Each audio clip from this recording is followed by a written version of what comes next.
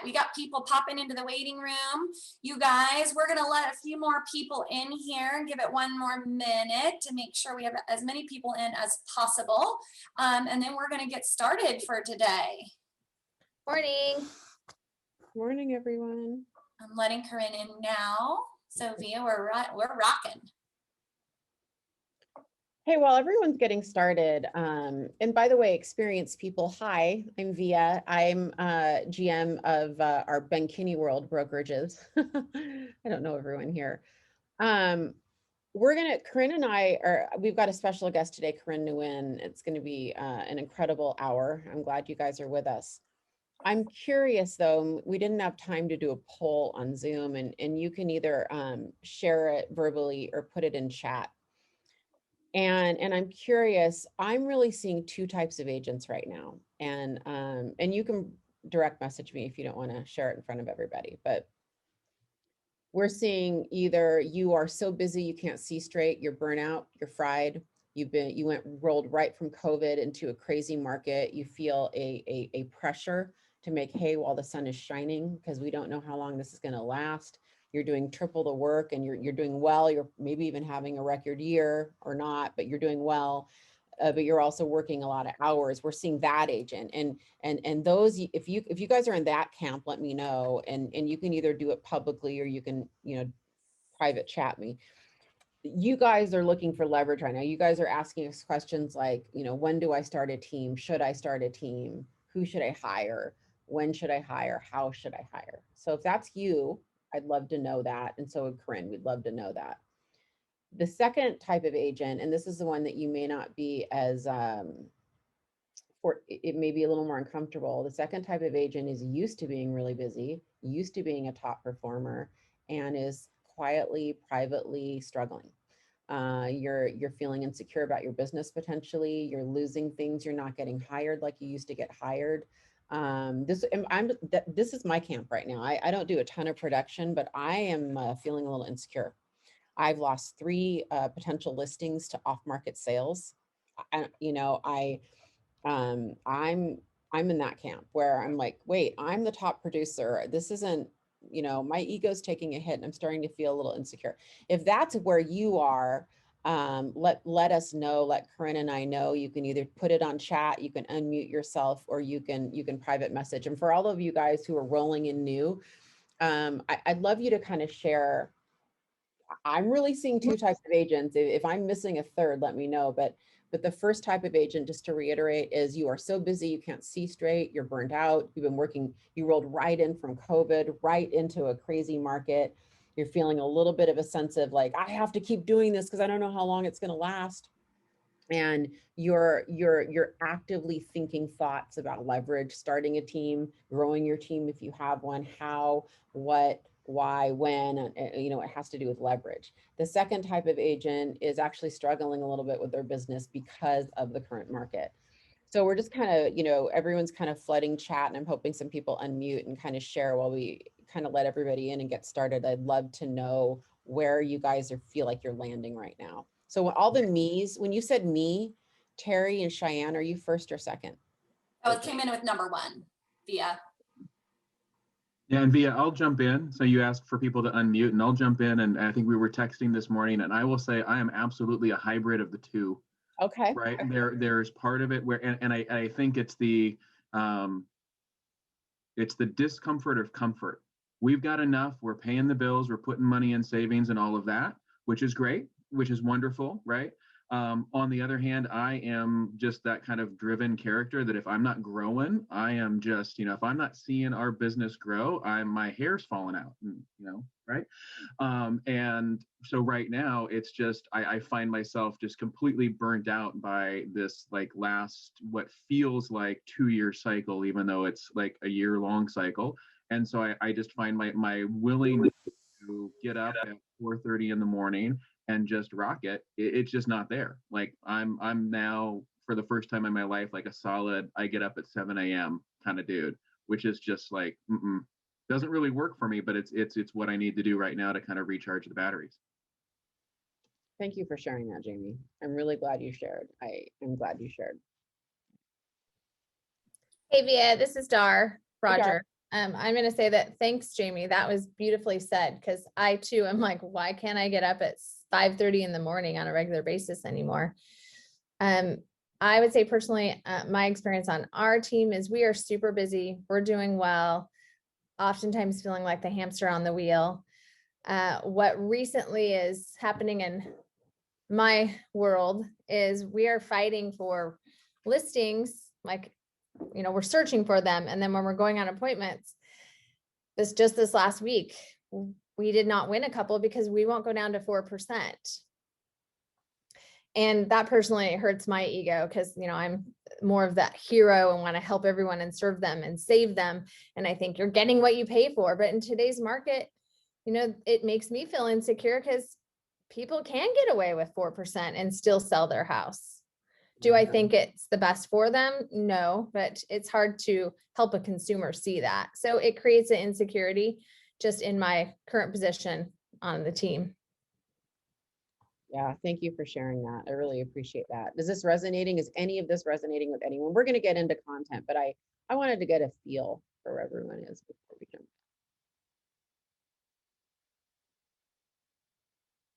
All right. So That's this is Rob Levy. Rob. So I think one of the things we're finding is, we're having a hell of a year. We had a great last year, and for me, it's wonderful because it's just myself and my daughter-in-law. I no longer have the big team, and numbers are better than they've ever been. But this weekend, for instance, we wrote 4 offers for 4 separate buyers. Katie wrote 2, I wrote 2. The price ranges were from 400 to $1.1 million. The over full asking price that we put in our offers was a minimum of 60,000 over and a maximum of 200,000 over, and we didn't get any of them. It's pretty discouraging for us and for our buyers. I just don't see it ending well. Yeah, I think that's a perfect, unless anyone has anything burning to share, I think it's a perfect transition to our guest. And I hate spotlighting myself. Oh, hi, Melanie. Ooh, you look like Corinne. That's fun. You are not Corinne. You are Melanie. But hi, Melanie. They should all know you. Okay, let me find you, Corinne. Where are you? I'm here. Maybe if I talk, it makes it easier. Yeah, it does. Here we go. I show up. All right. So welcome everybody to Path to a Million. And this is one of my most exciting things we do every month, because really who you guys are our top producers in Experience Network and the BKCO network. So just as a reminder, this is our mastermind for everybody at about 15 million and up in production. And so all, our rainmakers and our top solo agents are in here. And we're doing a quarterly cycle. So Chris Suarez leads typically the first month of the cycle, then Ben, and then me. But you guys see enough of me, and so really when I'm leading it, it's not going to be me. It's going to be with amazing people, like in this case, Corinne. And I specifically handpicked Corinne for this. What did I call you about a week ago, right, Corinne? I think. Yeah. And because I was feeling this 2 types of agent thing. I'm out there all the time talking to you all, and I was feeling putting my finger on the pulse and feeling it. And Corinne has one of the highest real estate IQs that I know. She's been an individual, she's been in everything. She's been an individual agent. She's grown one of the largest teams in the nation. And I don't know, my mind went, I was like, I think Corinne's the best person to talk to everybody. So I reached out to her about a week ago. So what we're going to do today is we want this to be highly interactional. This is a mastermind. We don't want to talk at you. And Corinne and I had some preliminary conversations leading into this. So we're going to do have a conversation for the first part that I hope you guys contribute to. And then I do want to move into, we're going to work through some content today because I think a lot of you guys need it. I'm just getting a ton of questions. Who else was it? Molly, was it you? Someone else was talking about, I'm getting a lot of questions lately on like, when should I start a team? Should I start a team? And or I need to start leveraging. What does it look like? Yeah, I've read the red book. What does it really look like? Yeah, like, like, let's get real. So we're going to kind of walk through some leverage points that you can do quickly during a spring market that you may not have thought of. So I call it the 4 stages of leverage. And I think it's good tactics for you guys to kind of use over the next 90 days as you're thinking about these conversations. But I think a lot of you guys, also you have to think about, do you want to scale up for a market like this? It's a tricky, we're not sure how long it's going to last. It could last a long time. We don't know. With that said, Corinne, just by way of introduction, you are from Phoenix, Arizona. You're born and raised there. I know this because I've interviewed you many times and you're one of my close friends. And you've done it all in real estate. You started at a very young age, and you've sold solo. You've had a small team. You've had a big, huge team. At your peak, you sold almost 1,000 units a year, and you're back to that. How many are you going to sell this year?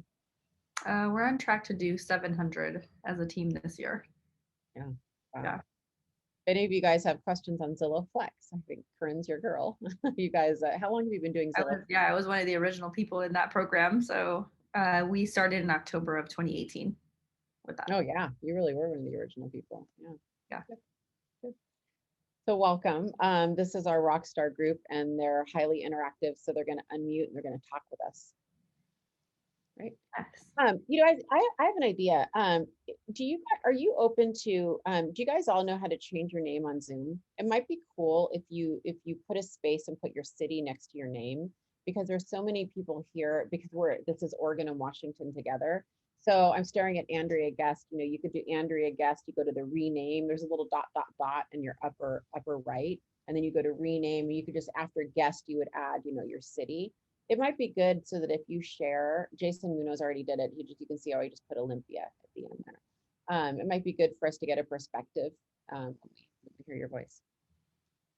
So Corinne, let's start with, what we talked about, the two types of agents. And just to reiterate, I'm seeing, one type of agent, they are so busy, they can't see straight. They are burned out. They rolled right from COVID, where they were arguably already burned out, right into the hottest market any of us have ever seen. Relentless, no break, feeling a pretty intense pressure to keep it up, not knowing how long it's going to last. And those are the ones we're talking to more in leverage. The other ones are starting to lose to off-market sales. We've seen a lot of discount brokerage comments in here. Might be privately feeling a little bit insecure. Egos might be privately bruised. Mine is right now. I'm number 2 right now. Maybe a little embarrassed or shy about sharing it. I'm not, but I could be. So what are your thoughts on that? Well, what I go to immediately is we all have an expectation of anything really. So like when we start to get stressed, it's because we're probably working many hours, but it's also the emotions that come with that can be our expectation. And so one of the things you and I were talking about, Via, was the expectation of if I have a ready, willing, and able buyer and I'm writing an offer, I expect it to get accepted, right? And especially with my experience and my ability to win, I expect to be able to go out there, write an offer, and get it accepted. And so I think it was Rob, that mentioned, $60,000 to $200,000 is a giant gap. And so I think one of the things that I've seen and experienced in our own team is that because there are so many, I think we can all agree we don't have to create urgency right now for our clients. The urgency has been created by the market conditions, right? Whether it's the interest rates, climbing back up, and some of the changes in the lending world with second homes and otherwise. And the prices are going up, right? So buyers are going, oh my gosh, it's now or never. We used to have to be really great at giving urgency. We don't really have to have that much right now, maybe except to talk some people that have the ability to why they shouldn't be afraid. And now is one of the best times to do this.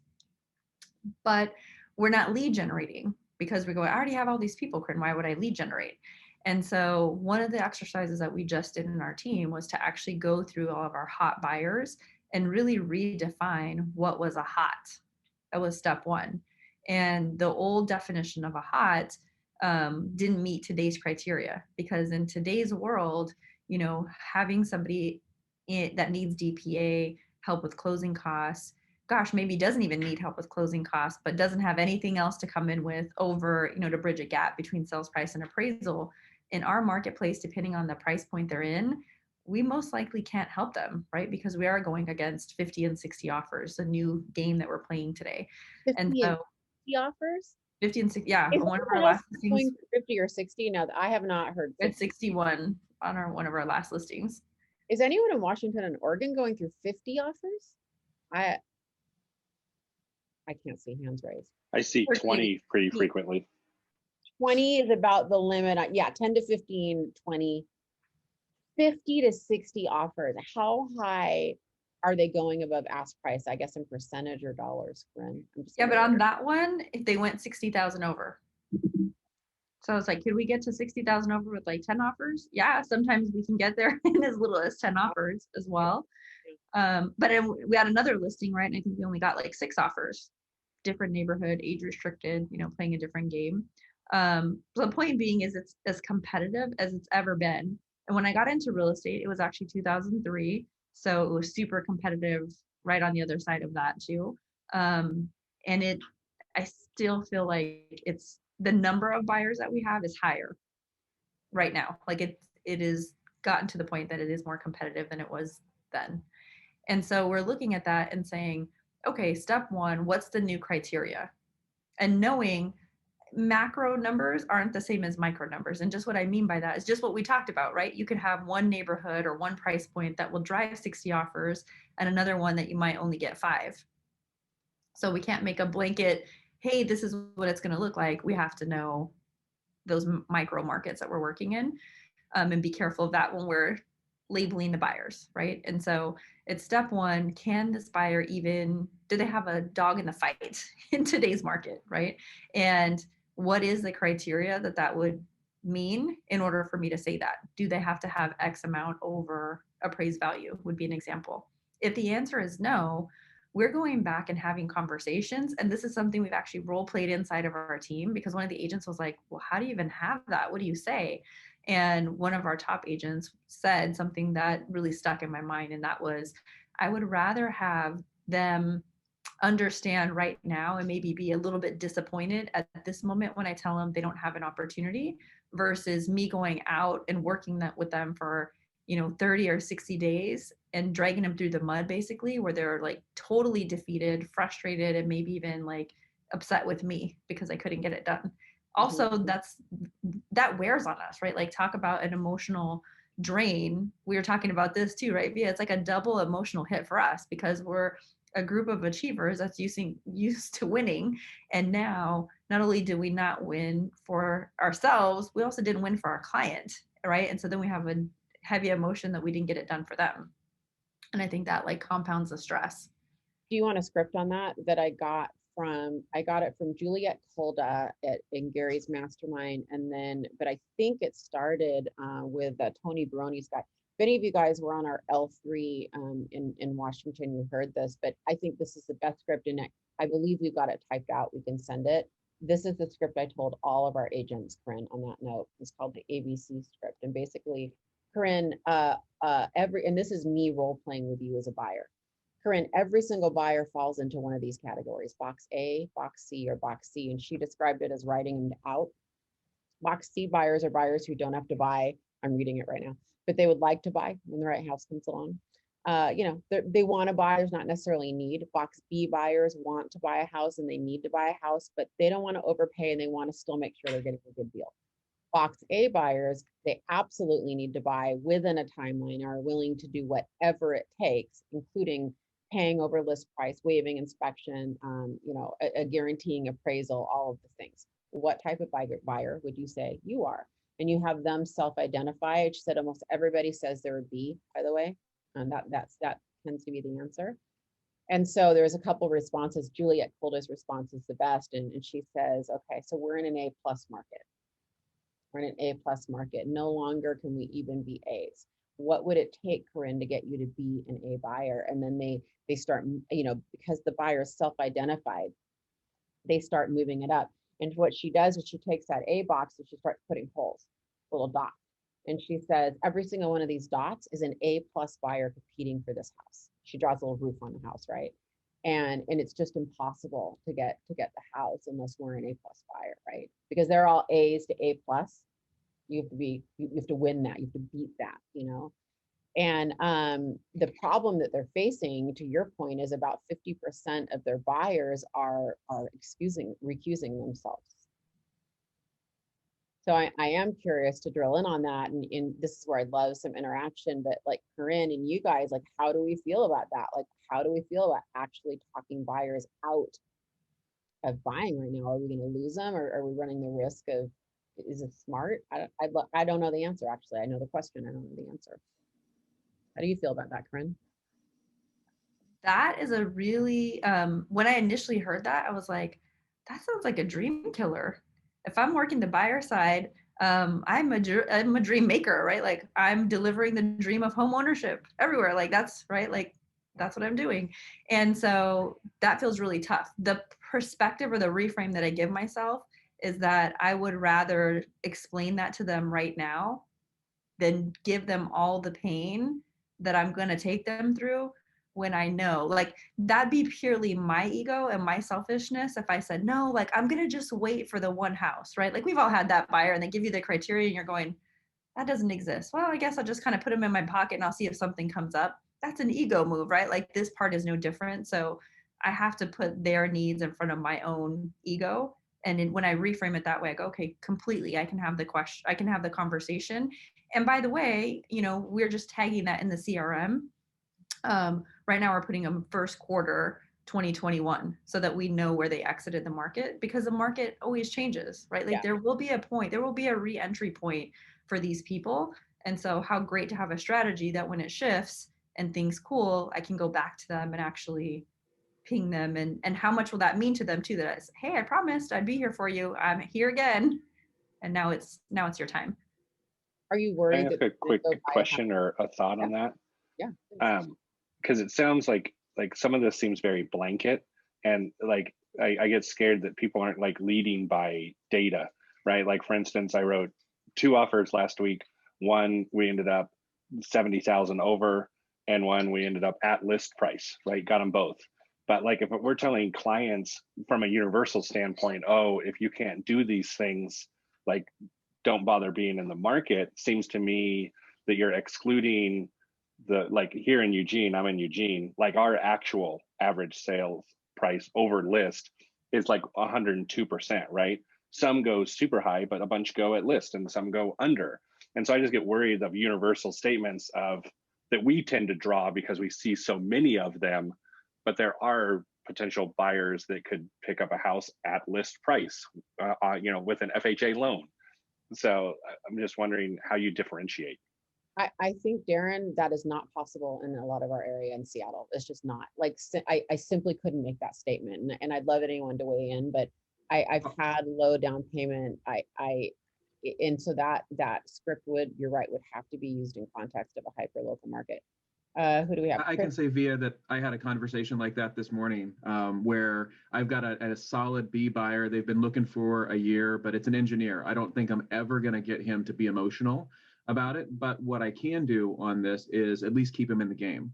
And that's where I've been struggling both with my buyer brokers and with clients, because I have no problem if I genuinely thought waiting 6 months would save them money and save them being drug across broken glass in this market. I totally do it. I would say, hey, everybody grab your savings and let's just hold off. But I've gone over and over and over again. And what I told them this morning is like, hey, I don't know what the market holds, but what I do know right now is it seems like our world is opening up. Our economy is probably as weak as it's probably going to be over the next 2 or 3 years, especially in the Seattle area, right? And while I would love to tell you take 6 months off, you might feel better. You might have more homes to choose from 6 months from now, but I can't say with any certainty. And I think I can say with certainty that it's not going to be cheaper.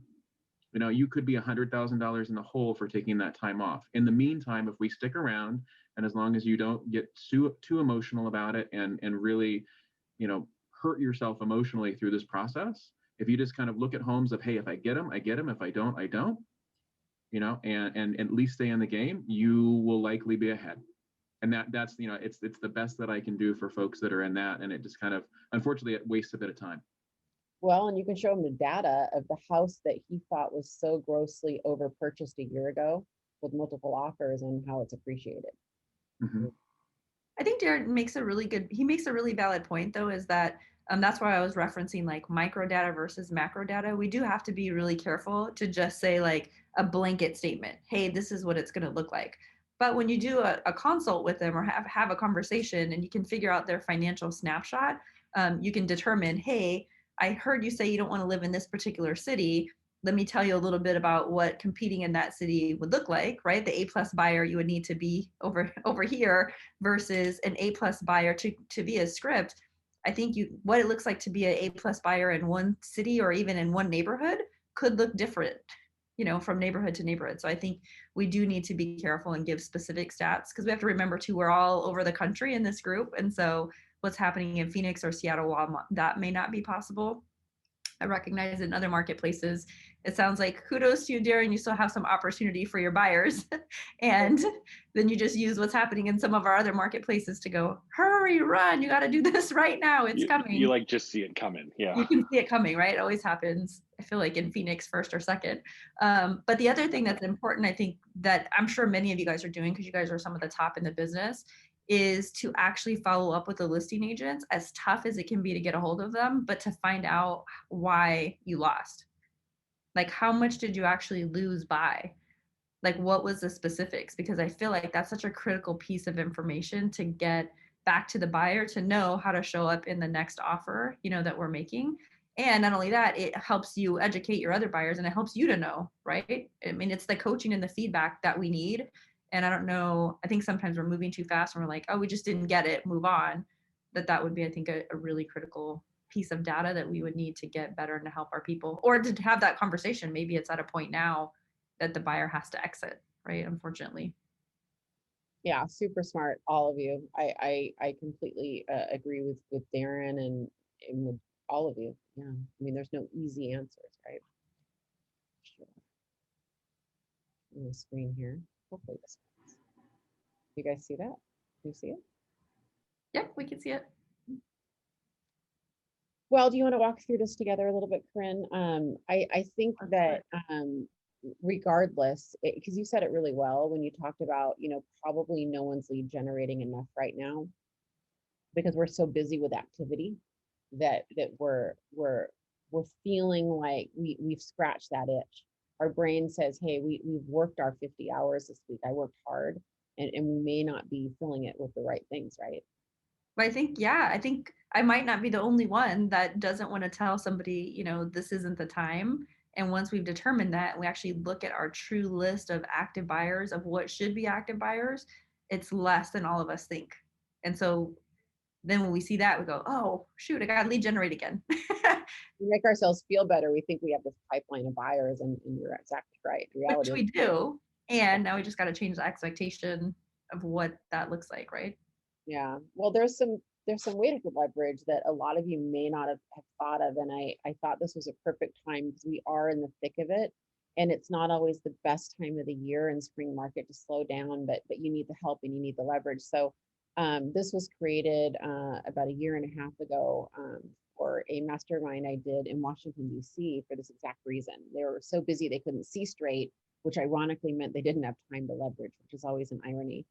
So there's really, in my mind, Corinne, 4 stages of leverage, so to speak. And the first one that I think a lot of people forget about, and Jamie, I relate to the waking up at 7 a.m. I just want to share, for some reason, I've been doing the same thing. I don't know when I stopped waking up at 5:30. I don't know when that stopped, but I was listening to you going, me too.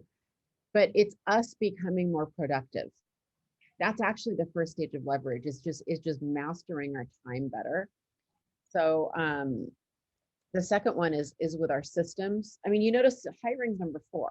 The second one's with our systems. I mean, there's a couple things we can do by ourselves before we even hire anybody that can just make us more efficient. Like if you're going to make a pre-listing packet, make 30 of them.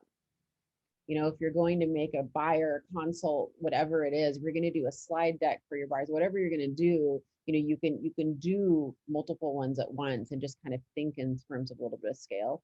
And then there's tech, and then there is hiring. Sorry. This is really, there we go. We're going to skip this one. You know that analogy though, Corinne. Remember I shared that one at Yeah. Yeah. this is the one I wanted to, this is the one I want to focus on. This is a mantra. So for any of you guys who've ever been coached by me or heard me talk a lot, I talk a lot about putting the pressure on our activities, not our outcomes. And I think, Corinne, when you talk about lead generation right now and everything, that's what you're talking about doing. Lead generation is the very definition of focusing on a leading indicator on an activity that's going to lead to an outcome. Do you have any thoughts on this? Do you agree with this, Corinne? 100%. Yeah, 100%, with putting the pressure on your activities. So the things that come to mind actually are not just the activity of lead generation. I also think about practice, right? And what we're saying. And so what do they say? Repetition is the mother of all skill. Practice makes perfect. Well, no, actually, it's perfect practice makes perfect. And so, the more that I've been studying language and how, we say things, the more sometimes I hear, myself included, the language I use sometimes will not get me the outcome I'm actually trying to seek. And so the more I can actually understand people and how to communicate with them. And I heard this saying and it really impacted me. And the saying is, he who has the most versatility has the most influence. And so a lot of times, we'll look at the disc and go, well, like, this is how I show up, or this is how I communicate, or I'm a visual person. And we talk about I, because that's just humanity, right? Or more focused on ourselves. And when we can be at a level of mastery and intuitiveness to understand who we're communicating with and what their style is, and communicate to that, what we're doing, we can actually become so much more incredibly effective at what we're doing. However, to this conversation, that takes time to slow down. And the irony is, like, when am I going to have time for that? The whole, slow down to speed up adage. But that's what I think of when I think of activities. It's not just the lead generation itself. It's that skill. Even when we're at the top of our game, there's always an opportunity to improve. And so what can we say? Yeah, and what strikes me just listening to you is Ben and I did a call yesterday and we were running through scripts, right? And he was talking about this exact point, exactly what you just said, about how some of the scripts he's using with sellers are different now than they were, pre-COVID. And we kind of ran into some role plays, and what I was sharing, and I say this a lot too, it's that a market doesn't determine if we're successful, it just determines how we're successful, right? And so the things that we have to say now to both our buyers and our sellers are different. We can't be tone deaf to what's going on around us. We have to use different scripts, and we have to relate, and we have to mirror and match Corinne at a level. It's stage 5 level at this point. I mean, it is a highly competitive market, and that, by the way, I think includes those listing agents that we're submitting offers to. So 100%, right? Like, I hear time and time again when we have agents say, oh, I went against, it took me 5 offers, or we competed against this many offers. Ours, they shared, wasn't the highest, but it got accepted. I don't think there's been a single time that they did not say having rapport with the listing agent was a factor, right? Because there is this human emotion. And some listing agents, right, are going to go like, I don't care. At the end of the day, like, my client doesn't care. I don't care. It's a bottom line. That will happen. And at the same time, we are seeing that quite often, that listing agents, that rapport is a really big deal. And so, yeah, how do we do that? How are we getting inventive? How are we getting creative? And so when you just said that to me, I thought of, we get paid for the value we bring to the marketplace. And so, again, it's all in perspective. We can look at this like, one of the reasons I love real estate, I stay here, is because as soon as I feel like I'm really great at something, the universe, the industry, the market delivers me something different that's like, oh, really?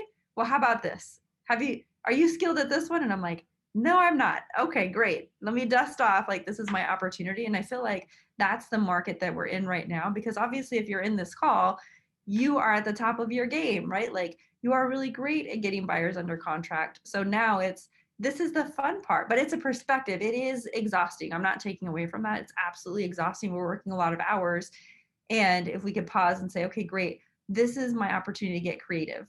This is my opportunity to bring more value to the marketplace. What's the problem I'm trying to solve? And when we answer some of those questions, now it becomes easier again, right? But like, if we always had it figured out forever and always, like, to this conversation, we're waking up later, right? Like there's some boredom that sets in, like there's a lack of excitement, there's a lack of like, you know, I've got it kind of figured out. And when you don't, you have to continue to learn and grow.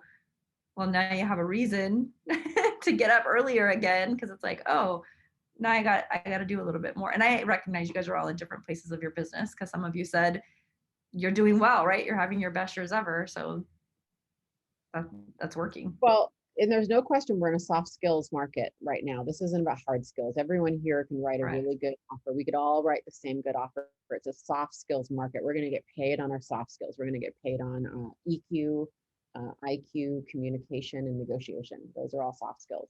The other thing, you know, that you said that I think is so smart. You said we get paid for the value we bring the marketplace, and it's just a reminder that we have to get into the head of our clients and our listing agents and talk to that. And what I always tell my buyers, especially the buyers that have a low down payment and they don't understand, they're like, I don't get it, Via. Like at the end of the day, it's cash to the seller. Why would my 5% be any different than cash? And what I say is, well, you have to understand sellers are risk averse.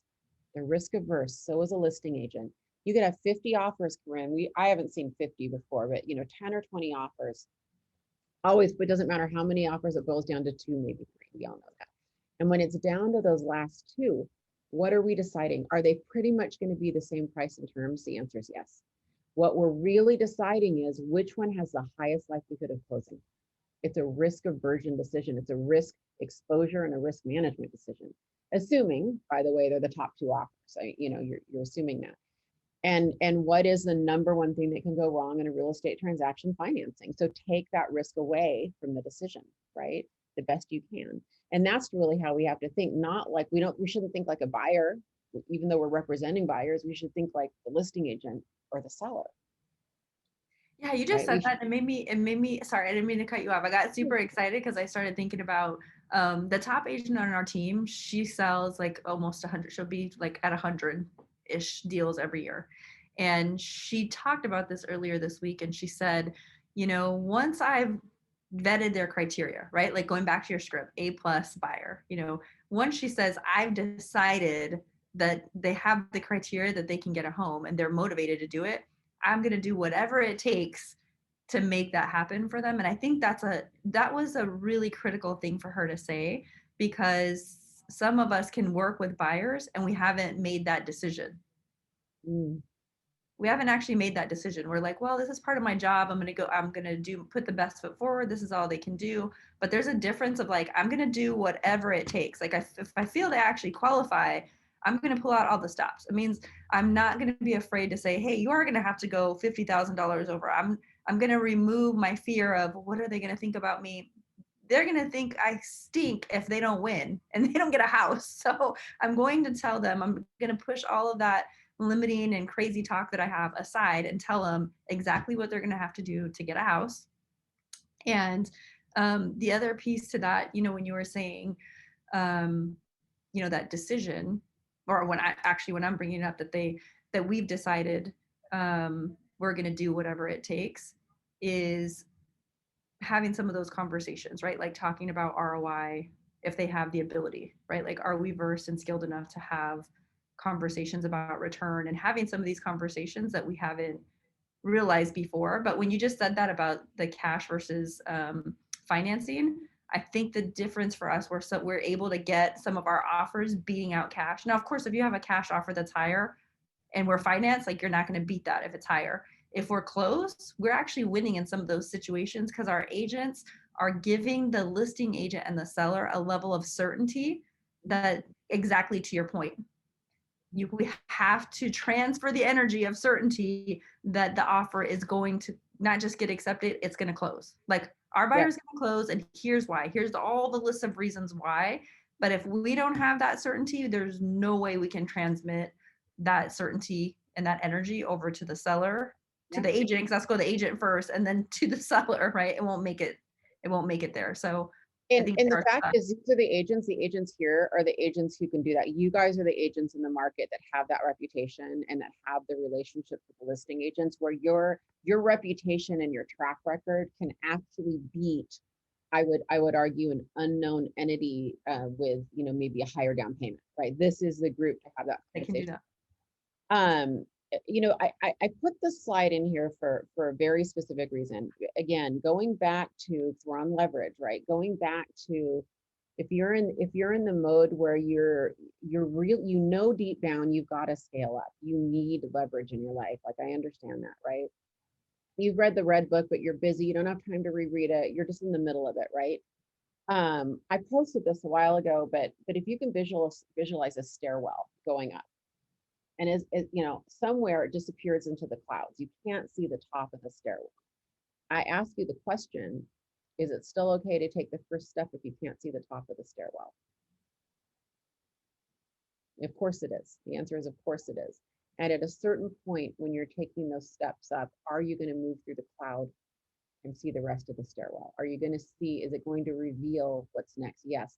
Take the first step. Don't, I think people get very choked up with feeling like they have to have a perfect image of what the end is going to look like. And you just don't.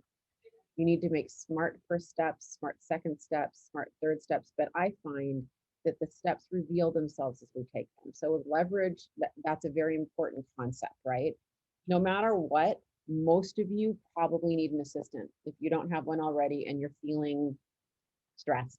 If you do have an assistant, no matter what, most of you probably need either a showing agent or a buyer's agent, and so on and so forth, in the order that we know we should go in, right? And how you do, I wouldn't worry too much about much beyond that, right? I think that people get very choked up with feeling like they have to have this end visualization literally etched in granite before they can even make the first move. I think it's an important concept to share. I would also say that you know, Corinne said it earlier, going slow is smooth, smooth is fast, right? Did I say that right? I said slow down to speed up, but yes, slow down to speed up. That's the same. You're saying it. Military people, did I say that right? Slow is smooth, smooth is fast. Okay, that's a military thing. Taking a little bit of time, and getting clarity. By the way, the most energy and effort should go into clarity of defining job roles, clarity of defining what you do, what you need to hire to. If you put the pressure and the activity of clarity, the rest will become easy. That's your one thing. The rest will become easy and unnecessary. And no one ever does. Like in recruit select or career visioning, like the time allotted to teaching you how to figure out what the job description is and what the job description should say is like this small, and the rest of the class is on the process. And in actuality, it should probably be the opposite. Because the minute you have clarity, like exact specific clarity, the rest is easy. Okay, I'm done. Any thoughts on that before we move into systems, Corinne? Yeah, I would just say on the job responsibilities, right? When we're posting roles, one of the things actually I've been surprised that we don't get taught is that people will say, hey, do you have a copy of if you're going to post for an assistant or a showing agent, can you send that to me? Can you share that with me? And we just kind of like sling them back and forth, And I think one of the things that may get missed is who exactly are we looking for, and speaking to that person's traits, right? Like the avatar, if you will.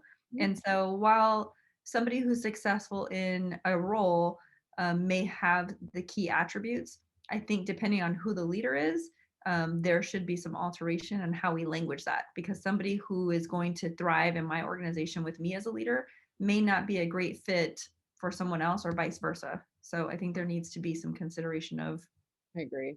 Who we're looking for. I agree. And since we were on that personal productivity portion of leverage, I think where I was coming from with that analogy was more that if you take a little bit of upfront time and really defining everything that you're doing, everything that needs to be done, I think what you'll find is your personal productivity will go up, because you'll get a lot clearer on what the 20% is, what the 80% is, and you're well on your way of getting to that stage 4, which is actually hiring someone, right? And you're probably happier too. Like, pardon me? Undoubtedly, you're more happy too, because you're doing things, you're winning more. You're winning more often, more fulfillment. Yeah, and so we move into systems and briefly, the real reason to have any type of ops or admin or tech or any type of a systems is to bring in more business. It's not to go eat bonbons and take a break. Although I would argue that for some of you, you may need that to a certain extent, especially those of you who have, potentially young kids.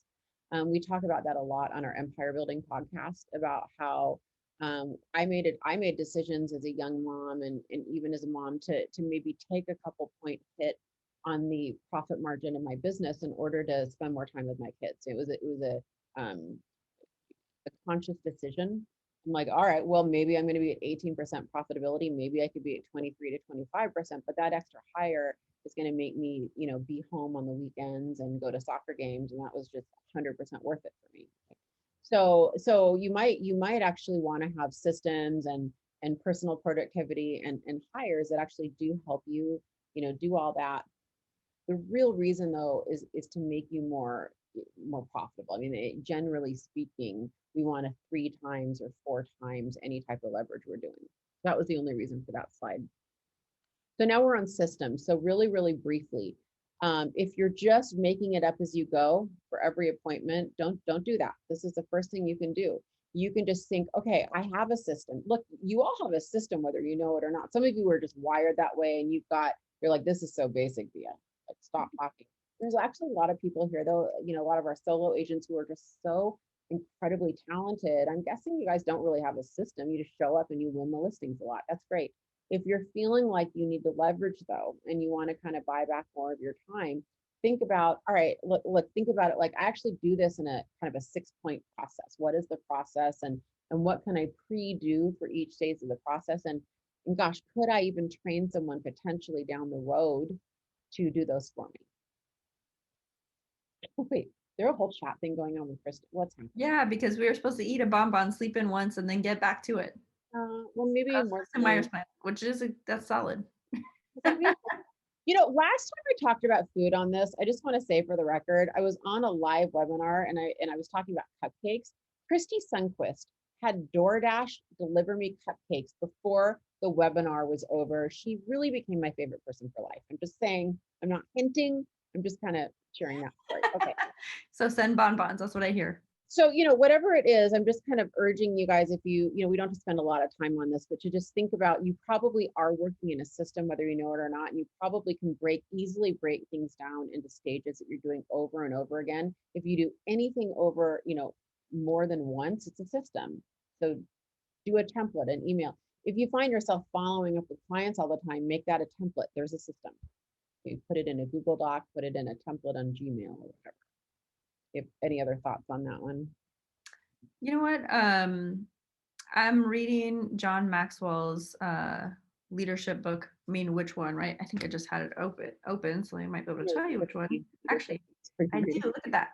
I actually had it because I was just giving it to someone else. It's called Developing the Leader Within You 2.0. And one of the things that he talks about in there is identifying what your superpower is.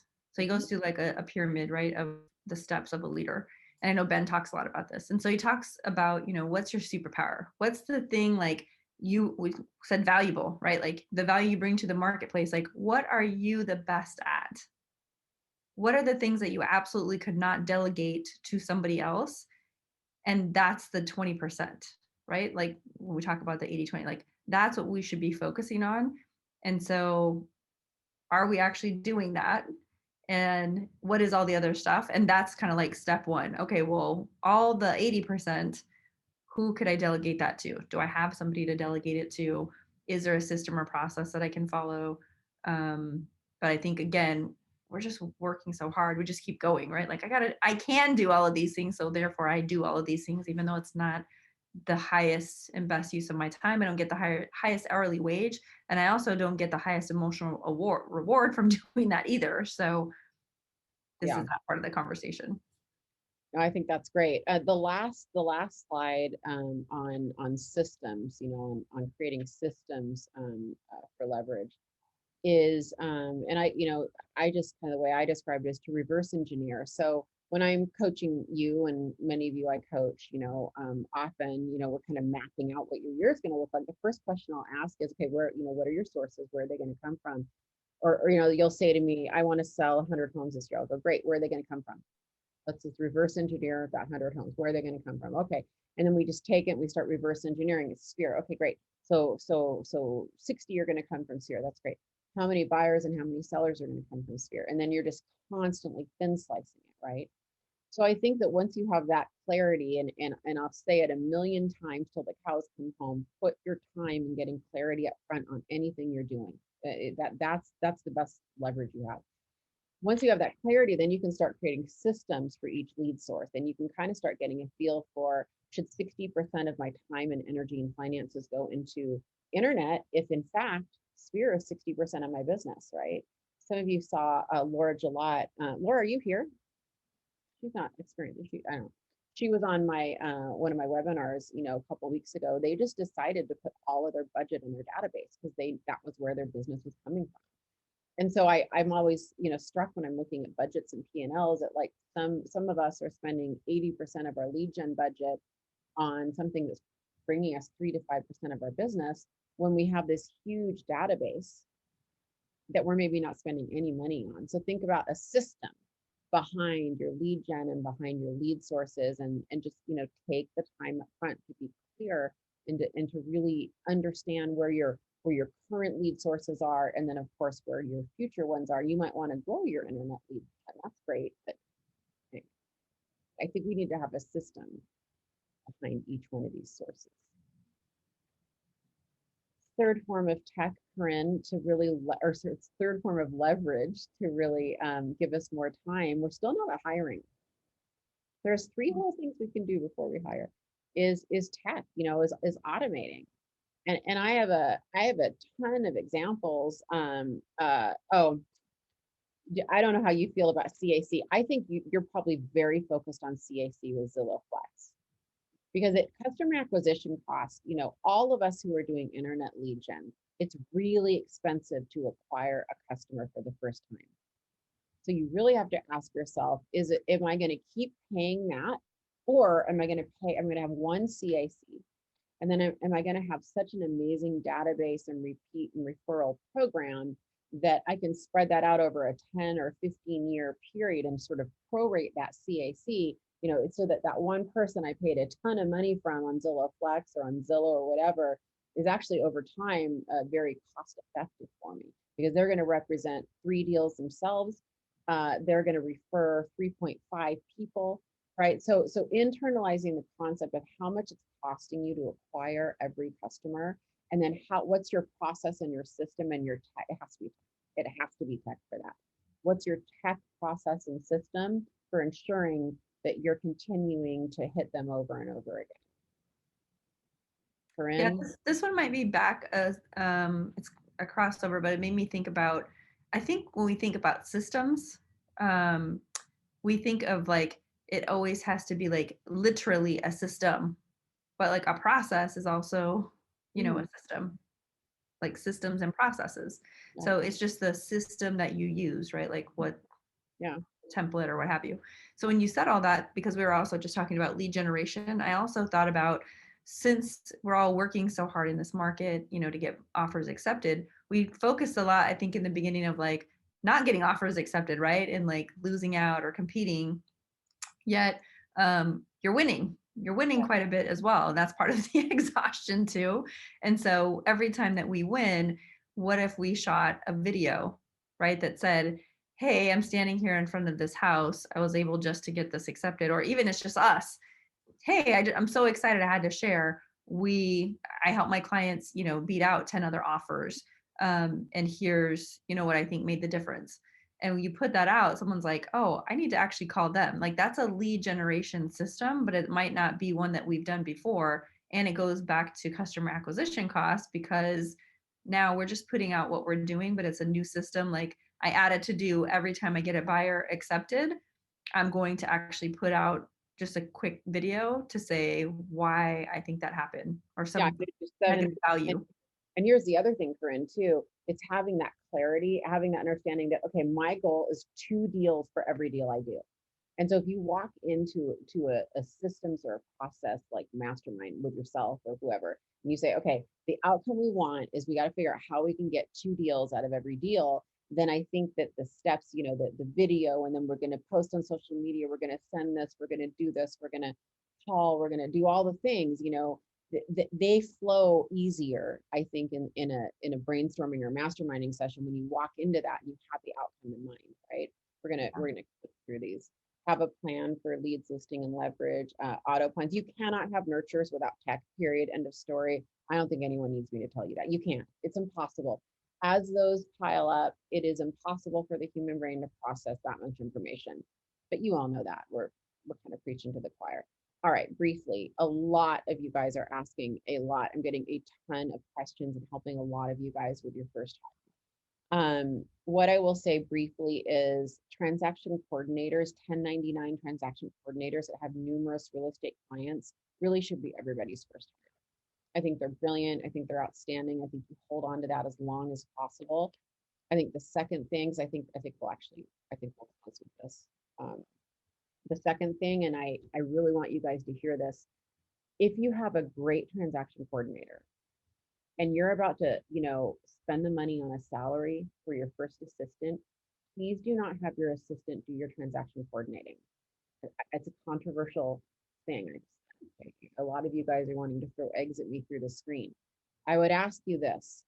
If you give your assistant TC on their job description, how much time are they taking to run your transactions? Those of you who have them doing that, they will spend 60 to 70% of their time in transaction mode because it's easy, it's safe, that there's a deadline, they know it well, it's their comfort zone, right?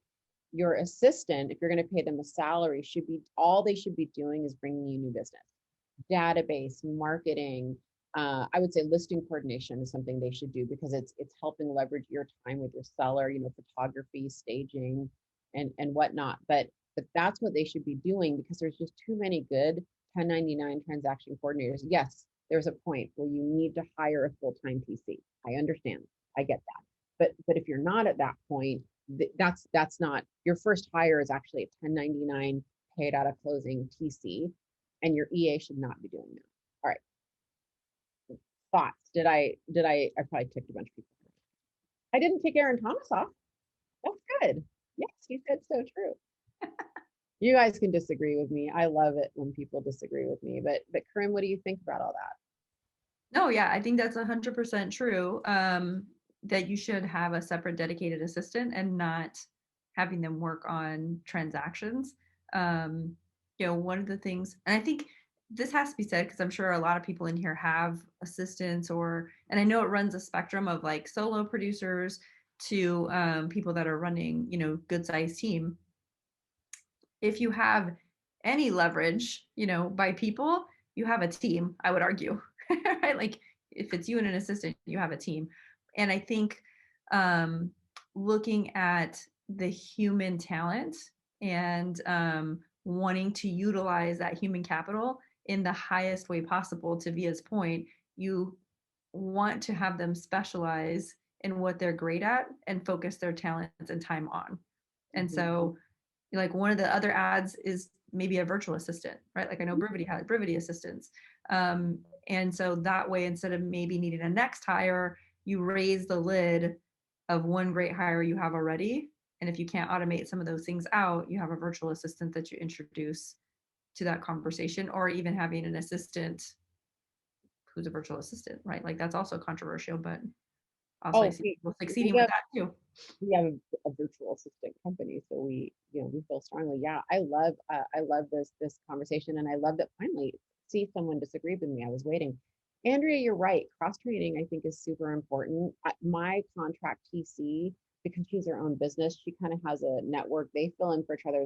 There would never be a time where I wouldn't have her available or someone available. But no, I think you're absolutely right. Having your assistant know how to transaction coordinate is good. And they can jump in, and I've always licensed my assistants ever since I've been in real estate. So we cut the hiring leverage a little short. So if some of you guys want more on that, you want to just have a little coaching sesh or We can even do a separate, like small mini quick mastermind on that. Let me know. I gave you guys my cell phone number and my email. And we will be back here next month with Chris Suarez, which he's so much better. So you're going to be so much happier next month when you see Chris instead of me, I know. And then it'll go Ben, and then I will be back away with another amazing guest. Boy, we are so blessed with the level of leadership and the level of agents and the level of conversation that we can always have at these, and that we had today. So I thank you guys for participating and really showing up. Thank you. Yeah, thank you guys for the opportunity and for the engagement. We got a few nuggets. All right. See you later. Thanks all. Bye. Thank you. Thank you.